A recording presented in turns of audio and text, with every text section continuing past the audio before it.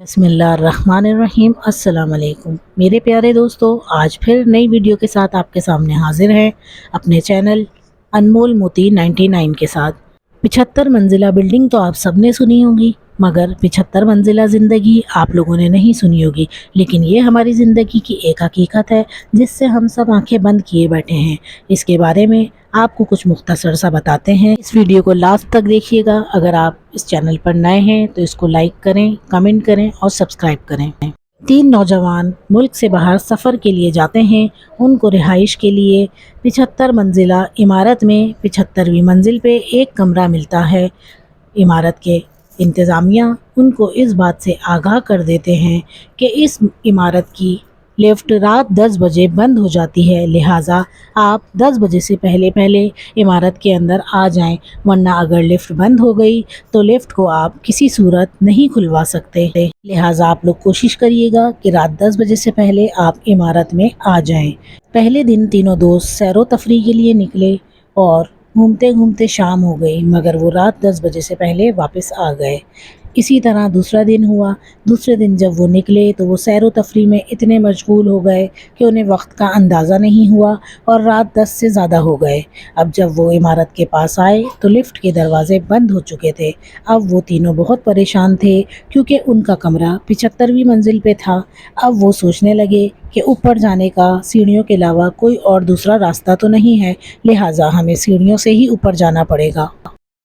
फिर इनमें से एक ने तजवीज़ किया कि ये रास्ता बहुत लंबा है, अगर हम ऐसे चलते रहे तो बहुत थक जाएंगे और रास्ता भी दुश्वार हो जाएगा क्योंकि कमरा 75वीं मंजिल पर है। तो फिर उन्होंने ये सोचा कि हम बारी बारी एक दूसरे को किस्से कहानियाँ सुनाते हुए जाएंगे, इससे वक्त भी गुजर जाएगा और सफ़र भी आसान हो जाएगा। पहले मैं 25 माले तक आप लोगों को कहानियाँ और किस्से सुनाऊँगा, फिर दूसरा 25 माले तक सुनाएगा। इस तरह हमारा 50 माले का सफ़र तय हो जाएगा और फिर आखिर में तीसरा 25 माले पर तक कहानियाँ और किस्से सुनाएगा तो हम अपनी मंजिल तक पहुंच जाएंगे। इस पर तीनों दोस्त मुत्तफ़िक हो गए। पहले दोस्त ने कहा, मैं तुम्हें मज़ाहिया लतीफ़े और किस्से सुनाऊंगा जिसे तुम बहुत इंजॉय करोगे। तीनों दोस्त हंसी मजाक करते हुए चलते चले गए और आखिरकार 25वें माले पर पहुंच गए। अब दूसरे साथी ने कहा, मैं तुम्हें कुछ ऐसे किस्से सुनाता हूँ जो संजीदा और हकीकी हैं।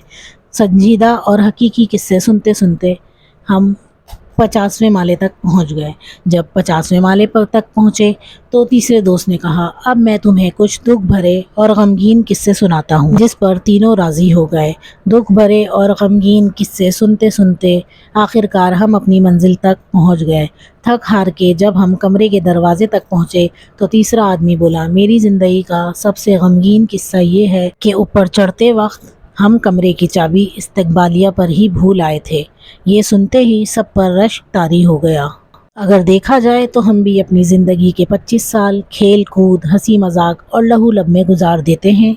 बाकी के 25 साल शादी, बच्चे, नौकरी और रिस्क की तलाश में गुजार देते हैं। इस तरह हमारी ज़िंदगी के 50 साल मुकम्मल हो जाते हैं। अब ज़िंदगी के आखिरी 25 साल बुढ़ापे, परेशानी, बीमारी, हॉस्पिटल के चक्कर, बच्चों के गम, ऐसी ही हज़ार मुसीबतों के साथ गुजारते हैं। यहाँ तक कि जब मौत के दरवाजे तक पहुँचते हैं तो याद आता है कि चाबी तो हम अपने साथ लाना भूल ही गए, रब की रज़ा की चाबी, जिसके बगैर ये सारा सफ़र ही बेईमानी और पछतावे से भरा होगा। इसलिए इससे पहले आप मौत के दरवाजे तक पहुँचे, आप अपनी चाबी अपने साथ रखें। अल्लाह पाक हमें कब्र और हश्र की तैयारी करने की तौफीक अता फरमाए। आमीन।